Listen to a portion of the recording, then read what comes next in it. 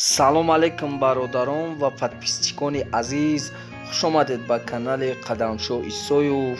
ман имрӯз хостам баҳри шумо саргузашти хиёнати зани баднавсро рӯи навор орам.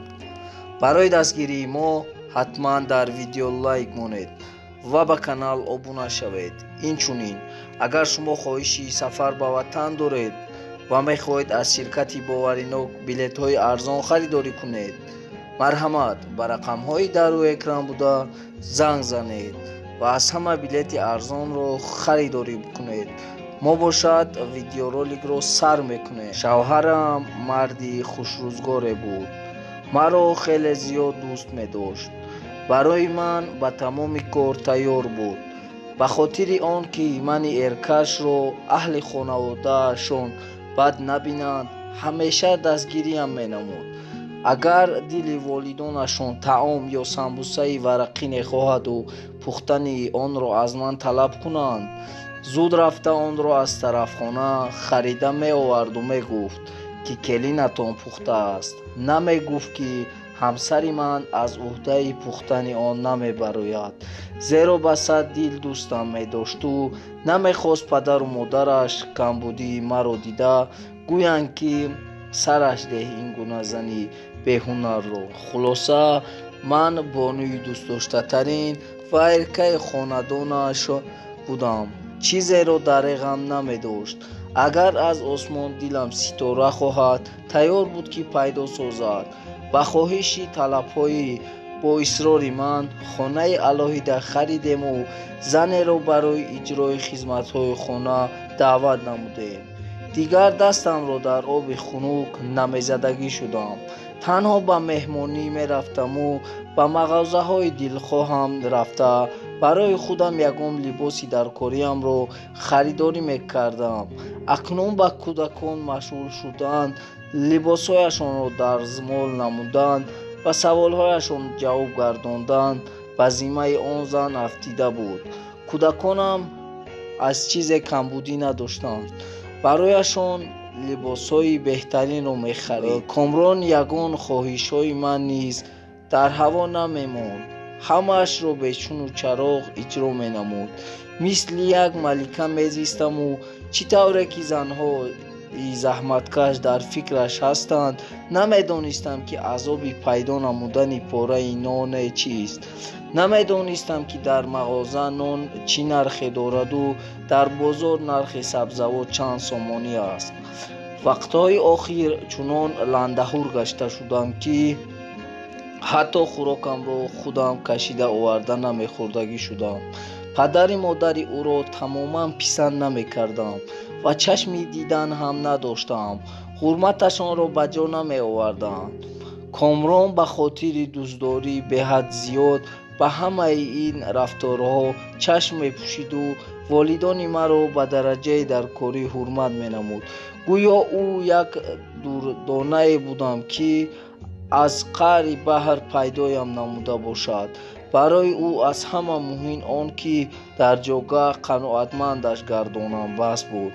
ҳамеша мегуфт ки ту маро сер кун бас, ба дигараш корат набошад. ӯ гумон намекард ки аз ҳад зиёд эрка намудани зан мардум оқибати хуб надорад.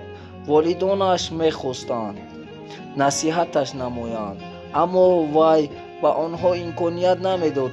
чӣ қадаре ки ҳурмату эҳтиром лозим аст, ман ба ҷои ӯ мекунаму хизмататонро ба ҷо меорам. ба ҳамсари ман кордор нашавед мегуфт. доим ба онҳо низ ба хотири он ки шавҳарам фарзанди аз ҳама хурдии эркаашон буду аз таҳти дил хизматашонро ба ҷо меовард ва тамоми шароитҳоро барояшон муҳайё сохта буд.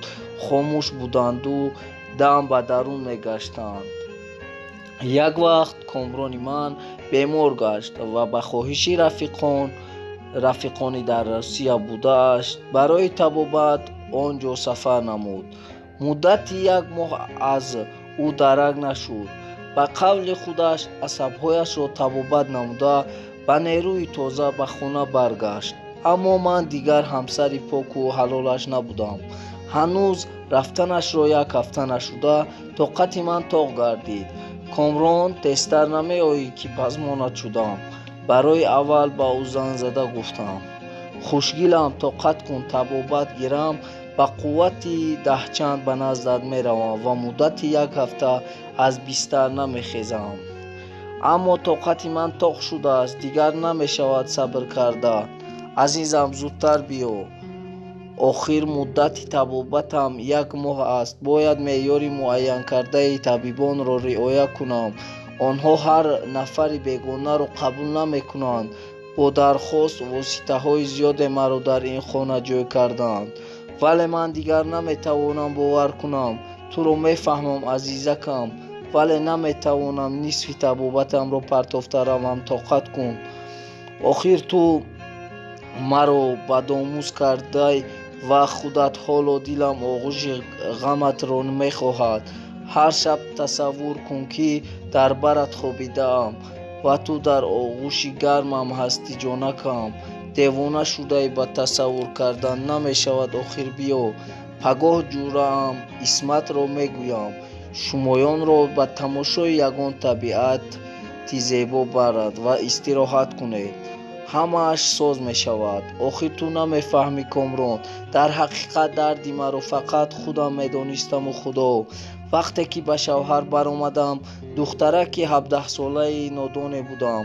Комрон бошад ҷавони 26-солаи бузбала ва талаботи шаҳвониаш хеле зиёд буд. шояд дар аскарӣ ва ё дар мусофират ӯ таҷрибаи фаровон пайдо карда буд, ки маро бо навозишову меҳрубониҳояш дар бистар мафтун гардонида буд. дар ҳамин ҷо қисми якуми хиёнати зани баднавс ба анҷом мерасад. қисми дуюмашро дар видеои навбатӣ интизор бошед.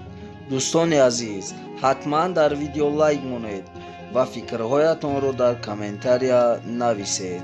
агар ягон хатоӣ бошад, аз ҳамаи шумо бахшиш. хайр, то видеоҳои оянда дар паноҳи худо бошед.